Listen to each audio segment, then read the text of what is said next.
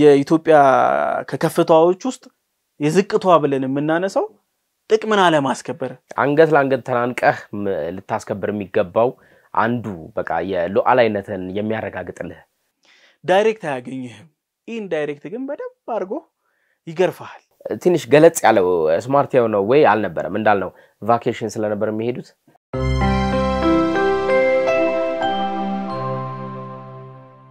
ተናስተልን እንደምሰምታችኋል ውድ የሐሳብ ሚዲያ ቤተሰቦች ይህ ሐሳብ ዴሊ ነው በሐሳብ ዴሊያችን የተለያዩ ሐሳቦችን ያነሳሳን ዘውትር በሰዓት እንገናኛለን ዛሬም የዕለቱን ዋነኛ ጉዳይ ይዘን መተናል አብረናችሁ ምን ቆየው በረከትና ያልፋለን አብራችሁ እንድትቆዩ በክብር ጋብዘናል ቻናላችንን ሰብስክራይብ ላይክ ሼር በማድረግ ቤተሰባዊነታችንን እናጠንክር መልካም ቆይታ ይሁንላችሁ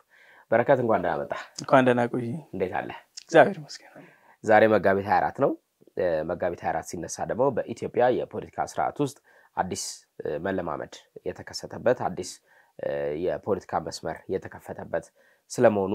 ይነገራል ይታያልም ጭምር ከዚህ ጋር ተያይዞኛ በተለይም ደግሞ በሐሳብ ዴሊያችን ብዙዎቹ ነገሮች ቢዳሰሱ ጊዜ አይበቃቸውም እኛ ግን እንደ ሐሳብ ዴሊ የሰዓት ምጣኔ መሰረት ዛሬ በተለይ ዲፕሎማሲ ላይ ትኩረታችንን አድርገን እንጫወታለን የሰባት ዓመት የዲፕሎማሲ ከፍታችንን በዝርዝር ዛሬ በደንብ እንመለከታለን እንደመነሻ ያዝናቸው አሉ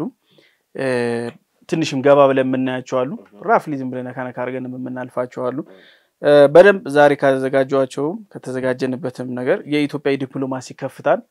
በደንብ እናያለን የውጭ ጉዳይ ሚኒስቴር ሪፎርም የተሰራበት ዋናው ተርኒንግ ፖይንት እሱ ነበር የውጭ ጉዳይ ሚኒስቴር የዘመድ መሰባሰቢያና የዛገ የሞተ በቁሙ የሞተ መስሪያ ቤት ነበር ጥቅማችንን የማያስከበር ስራውንም በአግባቡ መስራት የማይችል መስሪያ ቤት ነበር የመጀመሪያ ትልቁ የተሰራው ስራ ጠቅላይ ሚኒስትር አብይ አህመድም በደንብ አድምቶ ምናልባትም ብቻቸውን ይሰሩ ስራ ቢባል ይቀላል በዛ ደረጃ የተሰራው የውጭ ጉዳይ ሚኒስቴር ሪፎርም ነው ዋናው ነው ከዛ በኋላ ነው እነዚህ ጥቅሞች እየመጡ ያሉት እሱን በደንብ እንዘረዝራለን የብሔራዊ ጥቅማችንን ማስከበር ትልልቅ ዓለም አቀፍ ጉባኤዎች ላይ ኢትዮጵያ እውቅና ያገኘችባቸው አሉ እሱን ደግሞ በዝርዝር እንመለከታለን በጣም በርካታ የሚነሱ አንኳር ጉዳዮች አሉት አንጓ ጉዳዮችም አሉት ይህ የዲፕሎማሲ ጉዳይ እንግዲህኛ መነሻችንን አስመራ እናደርግና እስከ ጄኔቫ ድረስ እንሄዳለን እስከ ሰላም ኖቤል ሽልማት ድረስም እንዘልቃለን እኒ ሁሉ ነገሮች በመንድነው የመጡት የሚለው እናነሳለን የህዳሴው ግድብ ከዲፕሎማሲው ጋር ተያይዞ የሚነሳ ነው ከሁለት አመቱ የአሳዛኝ የትግራይ ጦርነት ክስተት የሰሜኑ ግጭት ክስተት ወቅት ላይም ደግሞ የነበረው የዲፕሎማሲያችን መልክ ምን ይመስል ነበር የሚለውን መለስ ብለን እንቃኛለን እንግዲህ ዲፕሎማሲ ትርፍና ኪሳራ አለው አይደል ትርፋችን እንዴት ያለ ነው ኪሳራችን ደግሞ በምን ተጣጣ የሚለውንም ጭምር እናነሳው ይሆናል እንደው ግን በረከት እነዚህ 7 አመታቱን በተለይም ደግሞ ከጥቅል ሀገራዊ ጉዳይ ጋር በተያያዘ እንዴት ነበሩ ብለን ስንቃኝ ሁለት መልክ አላቸው ግራጫ ይባላል በዋናነት ይሄ መልክ እንዴት ነው አንደኛው በጣም አሪፍ በጣም ሊደነቁ እንደ አዲስ የመንግስት ስርዓት ሂደታቸው ፍጥነታቸው ተቃያይርነታቸው በየዕለቱ ህዝብን የሚያስገርሙ ሌላውም ዓለም ትኩረት እንዲሰጥበት ጭምር ያደረጉ ነበሩ ከነዚህ ውስጥ መካከል አንዱ ባለፉት 7 አመታት ተከናውኗል ከሚባሉ ነገሮች የኢኮኖሚ ጉዳይ ተጠቃሽ ነው ትናንትና እናንተ በተለይም ደግሞ ከዚህ ከውጭ ምንዛሬ ጉዳይ ጋር ተያይዞ ስናነሳ የኢኮኖሚያችንን ነገር ጨረፍ አድርገነው ነበር የአንዲት ሀገር ኢኮኖሚ መሰረት የሚያደርጓቸው በጣም በርካታ ጉዳዮች አሉ አንዱ የውጭ ምንዛሬ ጉዳዩ ነው ከሱ ጋር ተያይዞ እንግዲህ የኢኮኖሚው እድገት የተሻለ ሚዛን ታይቶበት ነበር በዚህኛው በ7 አመቱ ሂደት ውስጥ የመሰረተ ልማት ግንባታዎችን ማንሳት እንችላለን በተለይ ደግሞ የሪፎርም ስራው የአገልግሎት ሰጪ ተቋማት የሪፎርም ስራ ውጭ ጉዳይ ስትል ቅድም ያነሳው በርግጥ ውጭ ጉዳይ ላይ ብቻ አይደለም በኪታ አስተዋውሳለህ አይደል በርካታ ቦታዎች ላይ ያልከው አይነት አሰራር ነበር ይሄ ዘልማዳይ የሚባል አሰራር ነበር በጣም ህዝብንም ያማረር በጥቅም የተሳሰረ በጣም ውስብስብ ያለ አይነት ነገር ነበር የአገልግሎት ሰጪ ተቋማትም ገና አገልግሎት ለማግኘት ስትገባባቸው ራሱ ፍጹም ይሄ ለመንፈስም ጭምር ልክ ያልሆኑ አይነት ነበሩ እንግዲህ እርሱ ላይ የተሰራው በጣም ሰፊ የሪፎርም ስራ ነበር የአገልግሎት ሰጪ ተቋማት እንዲዘምኑ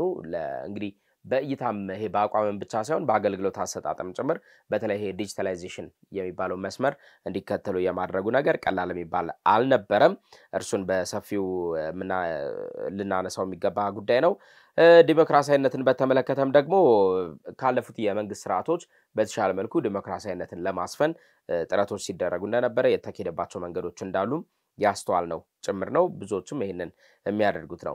እንግዲህ ግራጫ ነው ብለን አልነበረም። አንዲት ሀገር ያው ሁሌ የተደላደለ መንገድ ይዛ አትሄድም። ብዙ ሀገራት ላይ እናስተውላለን። መንግስታት በሆነ መንገድ መልካም ሆነው ስማቸው ይነሳና በሆነ መልኩ ደግሞ ከህዝብ ጋር የሚያቃርናቸው ነገር አይጠፋም። ወይም ደግሞ ህዝብ አንዳንድ አካላት ብለን የምንጠራቸው የመንግስትን አካሄድ የሚያደናቅፉበት መንገድ የማይጠፋ ነገር ነው። የሰሞኑን የተርኬን ጉዳይ ታስታውሳለህ አይደል? ተርኬ ኤርዶሃን በጣም የሚወደዱ ሰው ናቸው በቱርካውያን ዘንድ። ነገር ግን ሰሞኑን ተቃውሞ ገጥሟቸዋል። በጣም አንስፔክትድ የማይጠበቅ ነው። እንደዛ እንደማለት ነው። ያው ያጋጥማል። ለሁሉም ይመቻል ማለት አትችልም አይደል? ለሁሉም ይመች ስላልሆነ ያጋጥማል። በየአካባቢው የተፈጠሩ ግጭቶችን እናስታውሳለን። የብሔር ተኮር ግጭቶች በተለይ በክስታቸው እናስታውሳለን። በተለያዩ ቦታዎች ላይ የተፈጠሩ ያሉ አለመረጋጋቶች ጭምር የሚነሱ ናቸው። የዋጋ ግሽበት ጉዳይ በተረጋጋሚ በህዝብ ዘንድ ቅሬታ የሚነሳበት ጉዳይ ነው። የኑሮ ውድነት የሚባልም ሌላኛው ጉዳይ አለ። ሁሉንም ዜጋ የሚያሳስበው ጉዳይ ይሄንንም በተመሳሳይ የምንሰማው ነገር ነው። የኑሮ ውድነቱና የዋጋ ግሽበቱ ጉዳይ በተመሳሳይ ከዜጎች የሚሰማው ነው። በዚህ በኩል የለውጥ ሂደቶቹ እንዳሉ ሆነው በዚህ በኩል ደግሞ የሚፈጠሩ ግጭቶች አሉ፣ ለችግሮች አሉ። ለነዚህ ችግሮች መፍትሄ እየሰጡ መሄድም አንዱ የዚህ የ7 ዓመቱ መንገድ ላይ የምናየው ያስተዋልነው ነገር ነው። እንደው ጥቅል በሆነ መልኩ እንግለጸው ስንል ነው እንጂ እያንዳንዱ ውስጥ ብንገባ ብዙ የሚተነተኑ ጉዳዮች አሉት። የኢትዮጵያ ዲፕሎማሲ ከፍታና ዝቅታ ሜጀር በምን ይደረጋል? ምንም ነገር ከፍ አለ ስትለው መስፈርት ይኖረዋል። እነሱን በደንብ አድርገን ዘርዝረን እናያዋለን። ቅድም አንስተኳል በተቋሞች ላይ የነበረ ሪፎርም ምን ለውጥ አመጣ? እሱ ሪፎርም የትላንትና ያነሳ ነው የኢኮኖሚያችን እድገት ጂዲፒ እድገታችን ላይ ያመጣው ተጽዕኖ ከዓለም አቀፉ ማህበረሰብ ጋር ምንድነው ያለን ግንኙነት? እንከባበራለን ወይ? ሉዓላዊነታችን የተከበረ ነው ወይ? እኛስ የሰዎቹን እናከብራለን ወይ? እነዚህ ነገር በደንብ እናነሳለን። ከሌሎች ከነ አይኤምኤፍ ጋር ከቻይና አሜሪካ ከሩሲያ ዩክሬን ጋር ምንድነው ያለን አቋም? ምንድን ነበር እየሄድንበት የነበረው? ምን ትርፍ አስገኘልን? ያጣነውስ ነገር እንዴት ነው? ታሪክ እንደሞዶ ኋላ መለስ ብለን ምን መጣለን? ታሪካዊ መሰረታችን የዲፕሎማሲ ግንኙነታችን ከአክሱም ዘመን ጀምሮ የሚመጣ ከሮም ከፋርስ የሚለው በደንብ በትኩረት እናያለን። ዘመናዊ ዲፕሎማሲያችን ነገ ደግሞ ዲፕሎማሲያችን ምንድነው የሚሆነው? ዛሬ እነዚህ ናቸው። የቀይ ባህር የአባይ ጉዳይ የኢኮኖሚ ጉዳዮች ዛሬ ናቸው። ነገስ ኢትዮጵያ ምን ላይ ነው ትኩረቷ? እሱንም በደንብ እንቃኛለን። አሪፍ። ስለዚህ እነዚህን ጉዳዮች እናነሳለን። ወደ ቤተሰቦቻችን ከአፍታ በኋላ ተመልሰን እንመጣለን።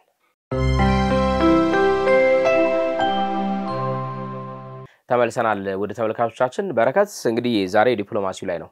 ትኩረት የምናደርገው ብለናል። እንግዲህ ዲፕሎማሲውን ስናነሳ ከውስጣዊ ሪፎርሙ ነው መነሻችን የምናደርገው። ይሄንን ውስጣዊ ሪፎርም መነሻ ስናደርግ የውጭ ጉዳይ ሚኒስቴር በዋናነት እስከዛሬ በተለይ ከ7 ዓመታት በፊት የነበረበት ዲፕሎማሲያዊ አካሄድ ከሀገራት ጋር የነበረው ወዳጅነትን የማጠንከር ጉዳይ አዲስ ወዳጅነት የመመስረት እነዚህን ነገሮች እንዴት ነበር ሲያስኬድ የነበረው የሚለውን በወፍ በረር ገረፍ ብናደርገው ደስ ይለኛል። ኦኬ አሪፍ። የውጭ ጉዳይ ሚኒስቴር በደንብ ሚኒስቴር መስሪያ ቤቱን በደንብ ነው። ለምሳሌ ከፖለቲካ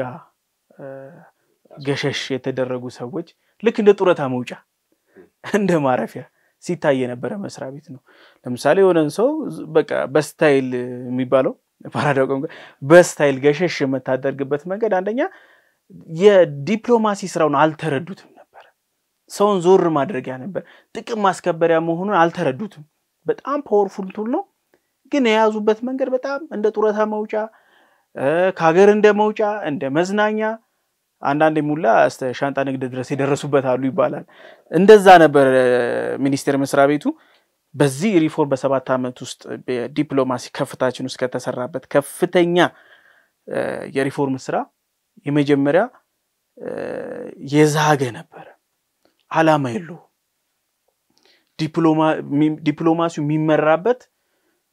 የራሱ እንትን የለውም ካታሎግ የለው እሱን ስርዓት ማምጣት በባለሙያ መመራት ታስታውሳለ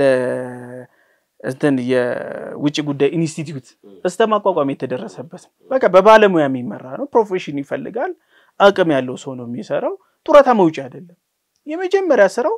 እኛን በውጭ ሀገራት ላይ ጥቅማችንን የሚያስከብር የኢትዮጵያ ሉዓላዊነት የሚያረጋግጥ ዊን የሆነ ስራዎችን የሚሰራ የሚችል ድርጅት ማድረግ ነበር የመጀመሪያ ስራ የተሰራ የአብዛኞቹ ዲፕሎማቶች በተለይ አምባሳደር ሆኖ የሚሾሙትን ካስተዋልን የዛ ጊዜ መለስ ብለን ካልን እንደ ፋሚሊ ቫኬሽን ነበር የሚቆጠረው በወቅቱ አንድ ባለስልጣን በተለይም ደግሞ በሚኒስትርነት ደረጃ የነበረ ወይም ደግሞ በሆነ ተቋም ላይ የነበረ የምታቀው ሰው የሆነ ወቅት ላይ ከቴሌቪዥን መስኮት ይጠፋባል የሆነው ትልልቅ የመንግስት ጉዳዮች ላይ አታዩምና እንደየጠፋ ምናምን ብለ ስጠይቅ ወይ ዲፕሎማት ከሆነ ትባላለህ የት ሀገር እንደሆነ አታቀም እዛ ሄዶ ምን እንደሰራ አታቀም ኢቭን ባክግራውንድ ራሱ ለዚህ ለዲፕሎማት ስራ ለዲፕሎማትነት ለአምባሳደርነት ብቁ ነው አይደለም የሚለው ራሱ ለመገመት እጅግ በጣም አዳጋች ነበር እንዳልከው በትክክል የጡረታ መውጫ ነበር በወቅቱ የነበረው ነገር ያ ጡረታ መውጫነት በረከትና ያልፋል የአጎት ወንድም ልጅ ናቸው ዝምድናቸው እንግዲህ አስብ ርቀቱን ያጎት ወንድም ልጅ ሆነው ዝምድናቸው በዚህ ያህል ርቀት ውስጥ ባለ ዝምድና ውስጥ ራሱ ዲፕሎማት ሆነ ተሾማለ የሆነ ሀገር ላይ በጣም አስከፊው ነገር ግን ይሄ አይደለም ከዚህ ደግሞ እጅግ በጣም አስከፊው ነገር አንድ ዲፕሎማት ወይንም አንድ አምባሳደር የሆነ ሀገር ላይ ሄዶ የአምባሳደርነት ሹመት ሲሰጠው ከዛ ሀገር ጋር ያለውን ዲፕሎማሲያዊ ግንኙነት በጣም በብዙ መስኮች የማሳካት ግዴታ ተጥሎበት ነው የሚላካው አንድ ኢኮኖሚ ሪሌሽን መፍጠር በተለይ ደግሞ እዛ ሀገር ላይ ያሉ ባለሀብቶች ወደ ኢትዮጵያ እንዲመጡ ኢንቨስት እንዲያደርጉ የሀገርን መልካም ገጽታ ማስተዋወቅ ቢያንስ በአመት ውስጥ ከ3 ጊዜ ያላነሰ ሀገርን ሊያስተዋውቅ የሚችል ትላልቅ ሴሬሞኒ ማዘጋጀት ኤምባሲን ቆንጽላ ጽፈት ቤትን ለዛ ሀገር መሪዎችና የዛ ሀገር ባለስልጣናት ክፍት ማድረግ ስለ ሀገር መልካም ገጽታ መስበክ የሚሉና እጅግ በጣም በርካታ ስራዎች የሚጠበቅበት ነበር በወቅቱ ግን እንደ አይነት ስራዎች ትኩረት አልተሰጣቸውም ትሄዳለህ 3 አመት ትሾማለህ በሰብን ይዘን የምትሄደው ማረፊያህ የተመቸ ነው ያችን አመት ጨርሰህ ወይ ታራዝማለህ ወይ ትመለሳለህ ያው ቤተሰብን እንዳልከው ቅድም ቫኬሽን ነው ይዘይርከው እዛው ይቀመጣል ቤተሰብ አንተ ትመለሳለህ ዘን ይሆን ሀገር ደግሞ እንትን ትላለህ ኢቭን የግምገማ ስርዓቱ ራሱ መልክ ያልነበረው ነበር በትክክል እዚህ ላይ አንድ ነገሮች ሊጨምርበትና የኢትዮጵያ ከዚህ ከሪፎርሙ በኋላ የመጀመሪያው ስራ ዜጋ ተኮር ነበር የተደረገው ምክንያቱም ዜጋው የት እንዳለ ማቅ ኤምባሲ ነው ያለን ኤምባሲውና ማህበረሰቡ በጣም የተራራቀ ነው በቃ የለም በጣም ተለያይተዋል ምክንያቱም እነዛ ሰዎች እንዳልከው ነው ቫኬሽን የሚሄዱት የራሳቸውን የግል ኑሮ ነው የሚኖሩት የሚያውቁት ታሪክ የለም አሁን ግን በአዲሱ ሪፎርም ላይ ምን ሆኗል ዜጋ ተኮር ኢንቨስትመንት ላይ የጋራ ጥቅምን እነዚህ አህጉራዊ ጥቅምን በጣም በቃ ኃይል እየተሰራበት የሄደ ስራ ነው እዚህ ላይ ለማንሳት የውጭ ጉዳይ ፖሊሲ ማኑዋል እስተማዘጋጀት ፖሊሶቻችን እስተመቅረጽ ፖሊሶቻችንን ስንቀርጽ እስተዛሬ ድረስ የነበረው ምንድነው አሁን ምንድነው ምን ሄድበት ወደፊት የሚያስፈልገን ራአዩ የ20-30 አመት ራይ የኢትዮጵያን ጥቅም ሉዓላዊነት ያከበረ እንዲሆን ተሰርቷል ለጎረቤት ሀገራት ደግሞ ቅድሚያ የሚሰጥ አሁን ያለን ምንከተለው ከሪፎርም በኋላ ምንከተለው ለጎረቤት ሀገራት ቅድሚያ መስጠት ከጎረቤታችን ጋር ኢትዮጵያ ታቃለ ከጎረቤታችን ጋር በፍቅር በሰላም ስንኖር የነበረው ከ7 አመቱ በኋላ ደግሞ ብዙ ኢትዮጵያና ኤርትራ ቅድም ያነሳው ነገር አለ ለምሳሌ ኢትዮጵያና ኤርትራ ነገር በደንብ እንያዝና ማንንም ሰው አልሞክሩ ኢትዮጵያና ኤርትራን መሃል ላይ ሰላም እንዲወርድ እና አሜሪካ አውሮፓዎች ብዙ ተሄዱ ማንንም አልቻሉ መጨረሻ ላይ ተተውት ነው ሄዱት የዚህ የዲፕሎማሲ አንዱ ትልቁ በ7 አመት ውስጥ ከሰራናቸው ትልቁ አንኳር ኪ ፖይንት ከመነለው ውስጥ የኢትዮ ኤርትራ ግንኙነትን እንደ አዲስ የሰላም ስምምነትን እስተመፈራረም ድረስ የደረሰበት ይሄ በአረብ ሀገሮችም ሽልማት ድረስ እስተማሸለም የደረሰ የሰላም ፒስ ፕራይስ ኖቤል ፒስ ፕራይስን ማግኘት አፍሪካ ውስጥ የኖቤል ፒስ ፕራይስ ማግኘት በጣም ከባድ ነው። ትንሽ ከተሾምክ በኋላ አምባገነን ስሜትን የሚወጣው ስለዚህ ይሄ የሰላም ወዳድነታችን የተረጋገጠበት እነዚህ የዲፕሎማሲ ውጤታችን ነው። ከቀጠናው ስንሻገርስ ምን ሰራው ዲፕሎማሲ አይደለ? ዲፕሎማሲ ሰጥቶ መቀበል ነው። ዲፕሎማሲ ደግሞ ሰፊና የረጅም ጊዜ ስራ ይፈልጋል። በአንድ ጀንበር ሄደ የምታሳካው አይደለም። መተማመን ይፈልጋል። ዛሬ ሄደ ከሆነ ሀገር ጋር ሼክ አንድ ብታደርግ ዛሬ ወደ ኢኮኖሚው ምኑ ማሳለጥ አትችልም። ብዙ መተማመን ይፈልጋል። ስለዚህ እዚህ ላይ ለምሳሌ ከቀጠናው ስንሻገር ማዕከላዊነትን ማዕከል ያደረገ እንቅስቃሴ ነው እየሄድን ያለው። ለምሳሌ በምስራቅና በምዕራብ በኩል ያሉ መሳሳብና መጓተቶች አሉ። ለምሳሌ ብንመለከት እንደ ገመድ መሳሳብ ብንመለከተው በሩሲያና በአሜሪካ በኩል ያለው ቻይና አሜሪካ ያለው መሳሳብ በጣም ከባድ ነው። እዛ መሃል ላይ እኛ መሃል ሰፈርነን ለአሜሪካም ለቻይናም ለራሻም ለዩክሬንም አንለጠፍም። መሃል ላይ ሆነን ጥቅማችንን ማስከበር ዊን ዊን ሶሉሽን የምንጫወተው። ይህ ማለት እንደ ሀገር ችግሮች ይፈጠራሉ፣ ችግሮች ይፈታሉ። ለሆነ ሀገር ብትለጠፍ ነገ ያ ሰላም ከወረደ በኋላ አንተ ብቻህን ነው የምትቀረው። ታሪክህን ራሱ ታበላሽዋለህ። ኢትዮጵያ ከዚህ ሪፎርም በኋላ መሃል ላይ መቆም በጣም ከባድ ነው። ባይዘው መሃል ላይ መቆም እንትኑም አይፈቅድልህም። የዚህ የዲፕሎማሲ ሂደቱም የዓለም የፖለቲካ ስርዓትም እንደዛ አይፈቅድልህም። በፍጹም መሃል ሰፋሪ እንድትሆን አይፈቀድም። መሳሳቡ ያልከው ቅድም አሁን ራሻና አሜሪካን ስታነሳ ወይንም አሜሪካና ቻይናን ስታነሳ በብዙ መልኩ አለመስማ የአሜሪካና ቻይና ቀላል ምሳሌ ነው። ለምሳሌ ከዶናልድ ትራምፕ ወደ ስልጣን የመጀመሪያው የስልጣን ዘመናቸው ላይ በጣም ከባድ የሚባሉ የኢኮኖሚ ግጭቶች ውስጥ ነበሩ። ከባድ ማዕቀብ ሲጥሉ ነበር።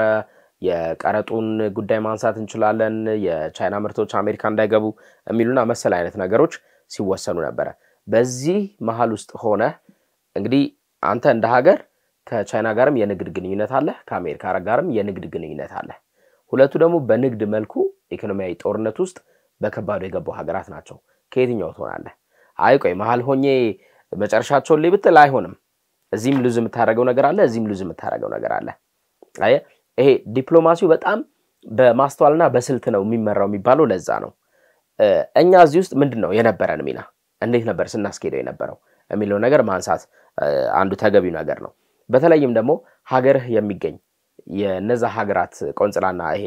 ኤምባሲ ብለን የምንለው ጋር ያለ ግንኙነት ከአምባሳደሮች ጋር ያለ ግንኙነት እንዴት ነው የሚለው ማንሳት ተገቢ ጉዳይ ነው። ባለፉት 7 ዓመታት ውስጥ ስትመለከት ከየትኛውም ሀገር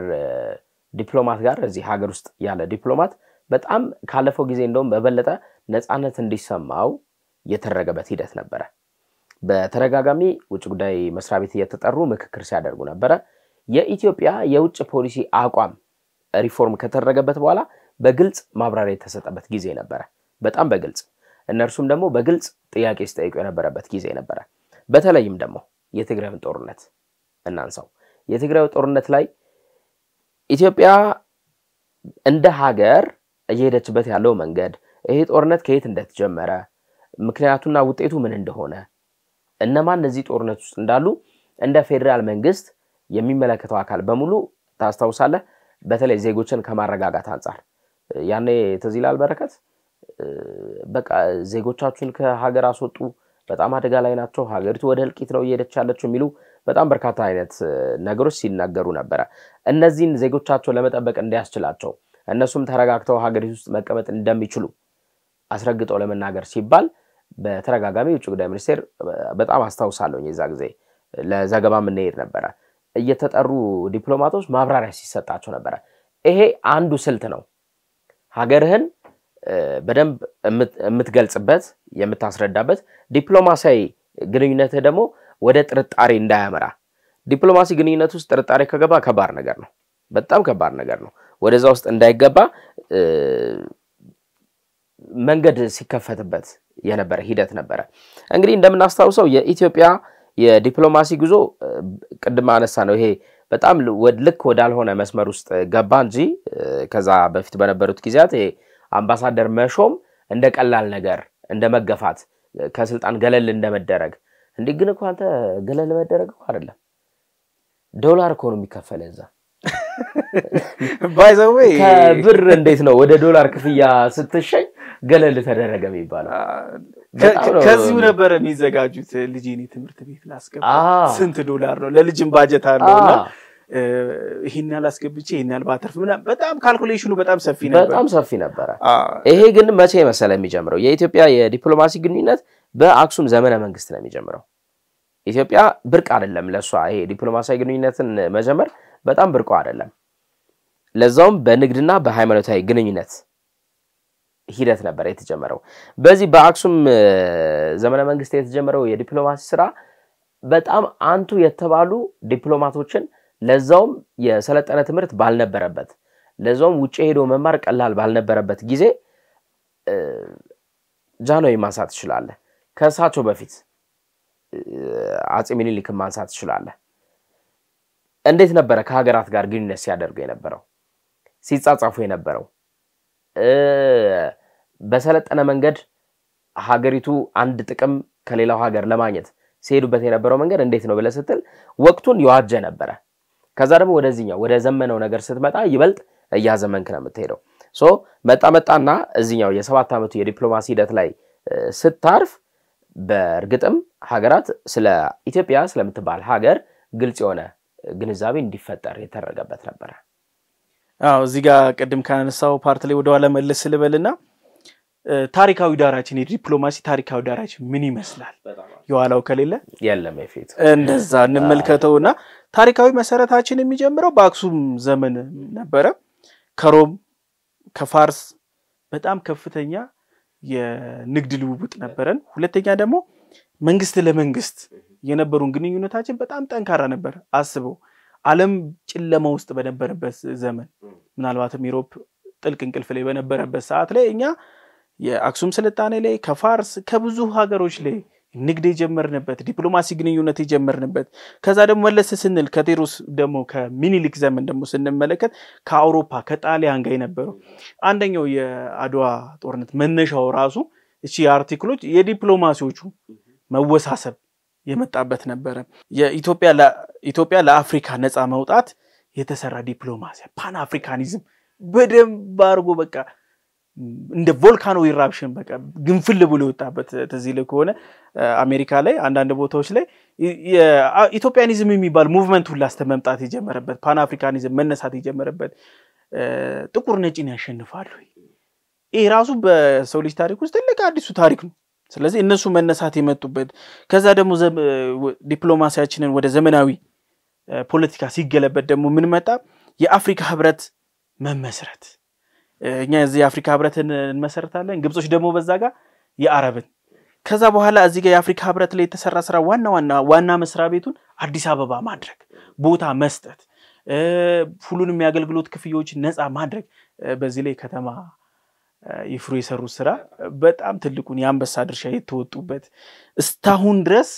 እኛ ትልቁን ድጋፍ ከአፍሪካ ያገኘንበት ያለው መድረክ እንደውም ይቅርታና በረከት እንደውም ትዝካለ ያኔ ይሄ ዲፕሎማሲው በጣም ደክሞ የነበረ ጊዜ ይሄ ያልነው ዘመን በዝምድና በሆነበት ጊዜ ትዝካለ አክሊሉ ሀብተወልድና ከተማ ይፍሩ የገነቡት ዲፕሎማሲ ነው ወይ እንዲሆነው የዲፕሎማሲ መስመር ነው ወይ እንዲሆነው የሚል በጣም ከባድ ወቀሳ በወቅቱ ሲሰነዘር ነበር አክሊሉ ሀብተወልድን አንስተ የኢትዮጵያን ዲፕሎማሲ መንገድ አለማንሳት ከተማ ይፍሩን አንስተ የኢትዮጵያን የዲፕሎማሲ መንገድ አለማንሳት በጣም ከባድ ነገር ነው በእነርሱ ዘመን የተገነባው የዲፕሎማሲ መስመር እንዴት ሊወድቅ ቻለ ተብሎ በከባድ የውድቀት ምሳሌነት ነበር ሲነሳ የነበረው በትክክል በዶም ካነሳው አይቀርበደም በከተማ ይፍሩ ጊዜ የነበረው ዲፕሎማሲ ከኃይለ ሥላሴ ጋር ራሱ ለማጣላት ብዙ ሙከራዎች ይደረጉ ነበር ቤተ መንግስት ላይ ካስታወስ ከተማ ይፍሩ ነገሰበት ንጉሱ ያሉ ምናምን ያ ሁሉ ሽኩቻ ልኡክ ተዋቅሮ እየተላከ የአፍሪካ ህብረት በኢትዮጵያ ውስጥ እንደ ኗኪ ንክሩማ በነበሩበት ታይም ላይ የነበረ ከፍተኛ የዲፕሎማሲ ስራ የተሰራበትን እንደምታውቀው ዘጭ ብሎ የወደቀበት ጊዜ ነበር ከዛ በኋላ የኢትዮጵያ ሰላም ማስከበር በሶማሊያ ህይወት መስጠት ይሄ ራሱ አንድ ዲፕሎማሲ ስራ ነው ምክንያቱም ለጎረቤቶችህ ታማኝነትን እየገለጽክ ነው በችግር ጊዜ በአደጋ ጊዜ ቆመሃል ሽብርተኝነትን መዋጋት ይሄ ራሱ አንዱ የኢትዮጵያ የዲፕሎማሲ ከፍታ ብለን መያዝ እንችላለን አሁናዊ ሁኔታ ከረንት አሁን ላይ ያለንበት ሲቹዌሽን ምንድነው ስትል አሁን እንደ ሀገር የገጠመን ትልልቅ ችግሮች አሉ የአባይ ግድብን መገደብ በጣም የቀጠናው ትልቁ ፖለቲካ ነው ስቲል በኢትዮጵያ በግብጽ ከፍተኛ መጓተት ያለበት ነው የውሃ ፖለቲካ ይሉታል በትክክል የውሃ ፖለቲካው አለ በደንብ እንመለከተዋለን እሱን ቀጥሎ ደግሞ የቀይ ባህር የግሮሮን ታንቆ መቀመጥ ከትላንት ወዲያ በደንብ አንስተው ነበር ያቺ ካርታ ወርታች አድርገው ኢትዮጵያ ብቻ በጣም ሁን ተብሎ የተሰራ እሱ የዲፕሎማሲ ስህተት እሱ አንዱ የከፍታ የኢትዮጵያ ከከፍታዎች ውስጥ የዝቅቷ ብለን የምናነሳው ጥቅምን አለ ማስከበር አዳ ታይም የነበረው መንግስት የኢትዮጵያን ጥቅም መጻይ እድል የዘጋበት አንገት ለአንገት ተናንቀህ ልታስከበር የሚገባው አንዱ በቃ የሉዓላዊነትን የሚያረጋግጥልህ ክስተት ነበር እሱ ቀጣይ አሁን ላይ እየሰራንበት ያለው የኢኮኖሚ አንድ ህዝብ እንደ ህዝብ ለመቆም የኢኮኖሚ ሉዓላዊነት ያስፈልጋል ራስን መቻል ከዚህ በፊት የነበረው ዲፕሎማሲያችን ይቅርታ ለቃል አጠቃቀሙ ልመና በሚለው ቢይዘው ደስ ይለኛል ምክንያቱም ከሆነ ሀገር ትሄዳለ ስንዴ ለመለመን ሌሎች እርዳታዎችን ለማግኘት አሁን ራስህን መቻል የሚባል ነገር ሲመጣ ከዛ በኋላ ራስህን ከቻልክ ሉዓላዊነትን ካስከበርክ የኢኮኖሚ ነፃነትን ታውጃለህ ግን ቴክኒካል ኮስ አልነበረ ነው የዛ ጊዜ ማለት ስማርት ዌይ አልነበረም አሁን ልመና አለኮ ዲፕሎማሲ ውስጥ ልመና አለ ግን ያ ልመና ምንድነው አካሄዱ ስማርት ዌይ የሚባለው አለ አይደለ ቀጥታ ሄደ ስንዴ ስጡኝ ብለህ የምትልበት መንገድና በዚህ በዲፕሎማሲው መስመር ሄደ ስንዴ የምታገኝበትን መንገድ ወይንም መላ መፍጠር መቻል ማለት ፍጹም ይለያያል ቱርክ ላይ የተመደበ ቱርክን ስለመወዳት ነው ቱርክ ላይ የተመደበ አምባሳደር እዛ ተርኬ የሚገኙ ከአምስት በላይ እንግዲህ ተርኬ ታውቃለህ በጣም ጎበዝ ስልጡን ናቸው በተለይ ይሄ ጨርቃ ጨርቁ ላይም በለው ግብርናው ላይም በለው አሪፍ ነገር አላቸው ሶ አምስት የአምራች እንትኖችን ይዘህ ባለሀብቶችን ኢትዮጵያ ውስጥ ኢንቨስት እንዲያደርጉ ብታደርግ ከነዚህ አምስት ኩባንያዎች ወይም ደግሞ አምራቾች የሚገኘውን ዶላር አስበው የሚገኘውን ገንዘብ አስበው ይሄንን በእጃዙር ወደ ምን አዞርኮ ማለት ነው ከስንዴ ልመናነት ወደ ስንዴ ገዥነት ለሚያስፈልግህ ወጪ አዋልከው ማለት ነው ይሄ ሰውዬ በተርኬ አምባሳደር ሆኖ የተሾመው ሰውዬ ቀጥታ የተርኬን መንግስት ስንዴ መለመን አይተበቅበት ባለሀብቶች ስጡኝ ብሎ ነው መለመን የሚተበቅበት በእነዚህ ባለሀብቶች አማካኝነት ገንዘቡን ማግኘት እንደሚችል ስለሚያውቀው ማለት ነው ሶ ያኔ ይሄ ትንሽ ገለጽ ያለው ስማርት የሆነው ወይ አልነበረም እንዳልነው ቫኬሽን ስለነበር የሚሄዱት እንደዚህ አይነቱን ወይ አያዩትም ነበር በትክክል እዚህ ላይ አንዳንድ ነገሮችን እንደውም ላንሳና በአሁን ሰዓት ላይ የኢኮኖሚ ዲፕሎማሲያችን በጣም ትኩረቱን የሚያደርገው ቴክኖሎጂዎችን ማላመድ ለምሳሌ ቀደም እንዳልከው አለ ከብዙ ሀገሮች ላይ ተከሆነ የኢትዮጵያን ኮደርስ ራሱ ብትመለከት ማን ነው እርዳታ ያደረጉ ያሉት ዕውቀት ነው በፊት የነበረው እቃውን ነበር ዛሬም ትለምናለህ እንዴ ነገም ትለምናለህ ከነገ ወዲያም ባለሙያ ትለምናለህ አሁን ግን ሙያውን ካገኘህ ቴክኖሎጂውን በመጠቀም ራስን በማበልጸግ ራስን መሸጥ ትችላለህ ይሄ ስራዎች የተሰሩበት ጊዜ ነው አሁናዊ ዲፕሎማሲ ቀጣይስ ኢትዮጵያ የቀጣይ ዲፕሎማሲዋ ምን ሊመስል ይችላል እዚህ ጋር መላመቶችም የኛ መንግስትም በይፋ ያስቀመጠው አለ የአየር ንብረት ለውጥና አረንጓዴ አሻራ ላይ ካርበን ምሽያጭ ኢትዮጵያ በደንብ ተሳተፈበታለች የምንለው አንደኛው ያደገው ዓለም የለቀቀውን ካርበን ችግሩ ሲመጣ ኢንቫይሮንመንታል ክራይሲሱ ሲመጣ ግን እኩል ነው የምንካፈለው ይሄ ደግሞ ፌር አይደለም ጠቅላዩ ካስታወስክ የአየር ንብረት ለውጥ ላይ አፍሪካ ሊከፈላት ይገባል እኩል ባላዋጣችሁ ችግር ላይ ተካፋይ መሆን የለባትም ይሄንን ለአፍሪካም ለኢትዮጵያም በጣም የተከራከሩበት ነው ቀጣይ ደግሞ ይሆናል የምንለው ደግሞ የዲፕሎማሲያችን ሂደት የውሃ ዲፕሎማሲ ከዛ ሲቀጥል ደግሞ ድንበርና ድንበር ማካለል እነዚህ ቦታዎች ላይ ከፍተኛ ዲፕሎማሲዎች ይሰራሉ ብለን በደንብ እናስባለን ቅድም ያነሳ ነው የምስራቅና የምዕራብ ፖለቲካ ምንላቸው ላይ ለምሳሌ ወደ ምዕራቡ ስትሄድ ማን ነው በዛ ጋር የሚገርፈው በዚህ ጋር ስትሄድ ደግሞ ማን ነው ለምሳሌ ወደ አንዱ ላዘንብል ካልክ እና IMF ወርልድ ባንክ ምንድነው ስራቸው ዳይሬክት አያገኝህም ኢንዳይሬክት ግን በደንብ አርጎ ይገርፋል ስለዚህ እዚህ ላይ የተሰራው ኢትዮጵያ አንድም መሃል ላይ መቀመጧ ባላንስ አድርጋ መሄድ አንተም ወዳጄ ነህ አንተም ወዳጄ ነህ የሚሉን አካሄድ መከተሏ አንደኛ እንደዚህ አይነት ትልልቅ ጫናዎች ውስጥ ራሷን እንድታድን አድርጓታል ሁለት ደግሞ ዲፕሎማሲያችን እየተመራበት ያለ ፖሊሲ ምንድነው ለምሳሌ ጥቅምንና ክብርን ያስከበረ ቅድሚያ የሚሰጠው ጥቅምህን ከዛ በኋላ ክብርህን ኢፍታዊ ጫናዎችን አለመቀበል ለምሳሌ በአባይ ግድብ ዙሪያ ላይ አስገዳጅ ስምምነቶችን እንድንፈርም በተደጋጋሚ ዓለም አቀፍ ተቋማት ሀገራት ጫና አስተማድረግ ድረስ በግልጽ ብሎን አብተዳም ተማለት ድረስ የተደረሰበት ሂደቶች አሉ ስለዚህ እነዚህን ኢፍታዊ አካሄዶችን አትቀበልም ከዛ በኋላ በውስጥ ጉዳይ ላይ ጣልቃ አለማስገባት ከዚህ በፊት ታስታውሳለህ የትኛውም ሀያል ሀገር ምንም ነገር ቢፈልግ ሀገርክ ውስጥ ሰሜኑ ጦርነት ላይ ማንሳት ይችላል የሆነ ነገር ከፈለገ አድርግ ነው የምትባለው እንቢ ማልታች አሜሪካ ጠርታ መቅረት ሁላ ትችላል እኛ ግን አሜሪካ ጠርታ ልትቀር ትችላል ኖ ሞር ብለህ ልትነሳውላ ትችላል ስለዚህ ይሄ የአንደኛው የዲፕሎማሲያችን አንዱ ትልቁ ለውጥ እየታየንበት ነው ሉዓላዊነትን ማክበር እኛም ሉዓላዊነታችን እንዲከበር እናደርጋለን የሌላውንም እናከብራለን ይሄ ከዚህ በፊት አልነበረም አብሶ በጎረቤት ሀገሮች ላይ ሉዓላዊነታቸውን አለማክበር ነበር በቀድሞ መንግስት አሁን ግን ይከበራል ታስታውሳለህ ቀድምም እየተነጋገር ነበር ጠቅላዩ መጀመሪያ ይሄዱት የት ነው ጎረቤት ሀገሮች እንደውም አንድ ፎቶ ካስታወስክ በአንድ ሄሊኮፕተር ላይ ሶስቱም የቀጠናው ሀገሮች አንድ ላይ ሆነው ፎቶ የተነሱበታል ቅድሚያ ከፖሊሲያችን ውስጥ ለጎረቤት ቅድሚያ መስጠት የሚለው የተተገበረበት ነው የተካረረ ዲፕሎማሲን አካሄድ ማርገብ ትልቁ ጨዋታችን በሱዳንና በደቡብ ሱዳን ካስታወስክ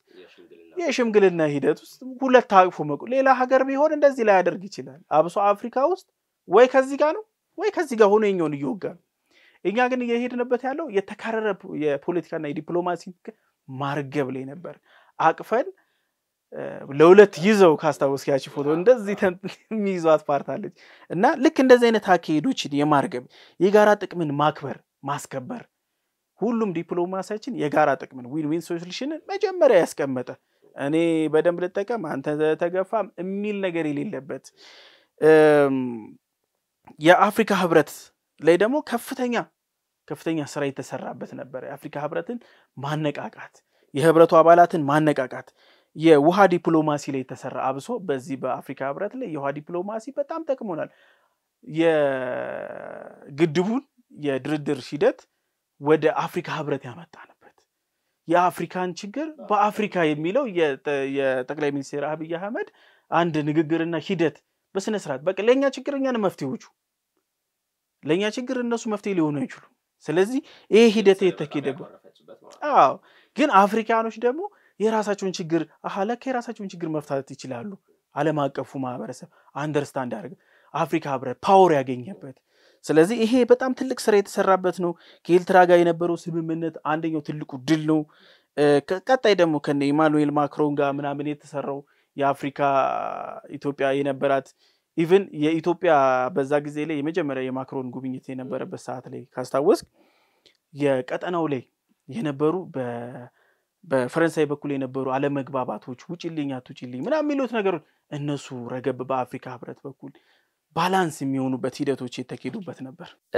እንደምታስታውሰው የቀድሞው በአሜሪካ የኢትዮጵያ አምባሳደር ዶክተር ኢንጂነር ስለሽ በቀለ በጣም በቃ በሙሉ አቅማቸው በሙሉ ዕውቀታቸው ሲሟገቱበት የኢትዮጵያን ሀቅ በተለይ ከዚህ ከህዳሴው ግድብ ጋር ተያይዞ ያለን አካሄድ ያለን ፍላጎት መጀመሪያም ይሄ የህዳሴ ግድብ ሲጀመርና አሁን ያለበት ደረጃ ምን እንደሆነ የግብጽ ኢንተረስት ምን እንደሆነ ከሱዳን አንፃር ከምስራቅ አፍሪካ አንፃር የተፋሰሱ ሀገራት ተብለው የግብጽን ሎቢ ታስታውሳለህ ይዛ ጊዜ አይደለ በቃ ሙሉ ለሙሉ ይሄ ዳም እኔን እንትን ለማለት ነው የሚል ነበር ሐሳቢዋ ቀጥታ ትራምፕ ጋር ገብተው አልሲሲ ሲናገሩ የነበሩት በቃ ዳይሬክትሊ አስቆሙልኝ ነው በቃ ይሄ ግድብ ይቆምልኝ የሚል ጫና ነበር ሲፈጥሩ የነበረው በጣም ከባዱ ፈተና ነበር ዘን ኢትዮጵያ በአቋሟ ጸንታ ይሄ ጉዳይ እዚሁ አፍሪካዊ ሜዳ ላይ ነው የሚፈታው ብላ እዚሁ ጸንቶ እንዲቆይ የተደረገበት መንገድ ቀላል የሚባል መንገድ አይደለም ሽኩቻው ከባድ ስለነበረ የምልልሱ በጣም ከባድ ነበር አንደኛ እሱ ማንሳት አስፈላጊ ነገር ነው ሁለተኛ በትግራይ ጦርነት ላይ አምባሳደር ታዬ አጽቀሥላሴ በተረጋጋሚ በህብረቱ ጉባኤ ላይ ተገኝተው በመንግስታቱ ድርጅት ጠረጴዛ ላይ ተገኝተው ተረጋጋሚ ማብራሪያ የሰጡበት ክስተት ይሄኛው ወቅት ነበር ከአራት ጊዜ በላይ እዛ ጠረጴዛ ላይ ተቀምጠው ነበር ማብራሪያ ለመስጠት የዚህ የጦርነቱ መነሻ ምንድነው የኢትዮጵያ መንግስት ምን ያደረገ ነው መጨረሻው ምንድነው የሚሆነው ለእርቅና ይሄ ጦርነቱ እንዲቆም የማድረግ ፍላጎት መንግስት አለው ወይ የሚሉና መሰል ጉዳዮችን በጣም በሚገርም አይነት ብቃት ሲያብራሩ ነበር ለዓለም አቀፍ ማህበረሰብና ሁለቱ ጊዜያቶች በዲፕሎማሲው መስክ በተለይ ደግሞ የውጭ ጫናን ከመቀነስ ረገድ ትልቅ ውጤት የታየባቸው ነበሩ በትክክል ወደ መጀመሪያው ጉዳይ ለመለስና የአባይ ግድብ ላይ የተሰራው ዲፕሎማሲ መቼም የማይረሳ ታሪካዊ ስራ ነበር የግድብ ግንባታ ዲፕሎማሲ በዲፕሎማሲያዊ መንገድ ማስጠበቅ መገንባትና መጨረሱ ራሱ በጣም ትልቅ ተግዳሮት ነበር ከዛ ደግሞ ታስታውስ ከሆነ ውሃ መያዝ ምን ያህል ፈታኝ ነበር ኢትዮጵያ አንዳንዴ ውሃውን ስትይዘው ራሱ በሚስጥር ነበር የምትይዘው ተይዞ ካበቃ በኋላ ነው የምትናገረው which means ብትናገር ነው በዛ ሰዓት ይሄው ውሃ ሊቸግረን ነው ምናምን ብዙ ችግሮች ነበሩ ግን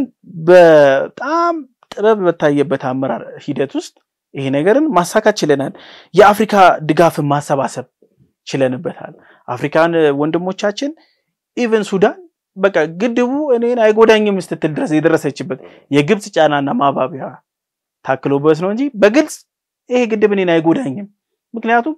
ታስታውስ ከሆነ ግድቡ እየተገነባበት በነበረበት ሰዓት ኦቨርፍለድ ያጋጥማት ነበር ሶ ለዚህ ሶሉሽን እንደው ምን ነበር ያሉት የዚህ ግድብ መኖር ይሄን ችግር አያመጣ ስለዚህ አንደርስታንድ ወደ ማድረግ የተመጣበት ሱዳን ላይ እንደውም እኮ ታየ ከዛ በኋላ ይሄ የክረምት ወቅቱ ላይ ሱዳን ከዚህ በፊት ይደርስባት የነበረ የዚህ የፍለድ አደጋና በየተወሰኑ አመታት ላይ የነበረው ታይቶ ነበር ለውጡ በትክክል በቀጣይ ደግሞ ዓለም አቀፍ ድጋፍ ማሰባሰብ ችለንበታል ግብጽ ታስታውስ ከሆነ ግድቡን ከሚገነባው ካምፓኒ ጋር ጣሊያን ላይ በጣም ከፍተኛ የዲፕሎማሲ ጫና ተይ በቃ እሱን ካልተውሽ ያ ድርጅት ይሄን ስራ ካልተወ ከነገ ያለው ዲፕሎማሲ ግንኙነት ይቆማል የሚል ብዙ ጫና የማድረስ ሂደቶች ነበሩ ያንን ጥበብ በተሞላበት የዲፕሎማሲ አካሄድ ሄደን ዓለም አቀፋዊ ድጋፍን አሰባስበን ግድቡን ይሄው ስለመጨረስ እየደረስንበት ያለው ሂደት ነው የውሃ አጠቃቀም ስምምነት ይሄን ያህል ኪዩቢክ የሚል ነበሩ በጣም ብዙ እንትኖች ነበሩ የዛ ሰዓት ላይ ታስታውስ ከሆነ ጎረቤታችን እየተጠማ እኛ ውሃ እንይዝም አንደኛ ነገር ውሃው የመድረቅ ፖሲቢሊቲ የለውም ስለዚህ የተመጠነ ውሃ ባስፈላጊው ሰዓት ቧንቧ እጅህ ላይ እንደማስቀመጥ ማለት ነው ድሮ ተፈጥሮ ነበር ሲመጣ ይመጣል ሲቀንሳል ሲለው ይጨምራል አሁን ግን በፈለከው ጊዜ ውሃ ለቀቁልኝ ውሃ ቀንሱልኝ የዚህን እንኳን መብት የሰጠችበት ከፍተኛ የዲፕሎማሲ ሂደት አስገዳጅ ስምምነት እንድንፈርም የተገደርንበት እሱንም ደግሞ ያልፈረምንበት በጣም ጥበብ ያለው ሂደት ነበር የግድብን ኢነርጂ መሸጥ ይሄ ደግሞ በጣም ግብጽ የምትጠለው ኢትዮጵያ የኢነርጂ ማዕከል መሆኗን ፓወር ሃብ መሆኗን በጣም የምትቃወምበት አንደኛው በአፍሪካ ላይ ኢትዮጵያ ከዚህ በኋላ ይኖራታል የሚባለው ነገር ጄነሬት ያደረግነው እኛ ብቻ አይደለም የምንጠቀመው ለአካባቢው ላሉ ሀገራት የምንሸጥበት ቅርብ ቀን እንደውም ትላንትና ነው መሰለኝ ያዩት በሲጂቲኤን ላይ ካልተሳሳት ለከኛ ኢነርጂ የሚወስዱ ሀገሮች ትርፋማ እንደሞ እየሆኑ ላመጡ ተቋሞቻቸው ትርፋማ ሶ እኛ ከኛ አልፈን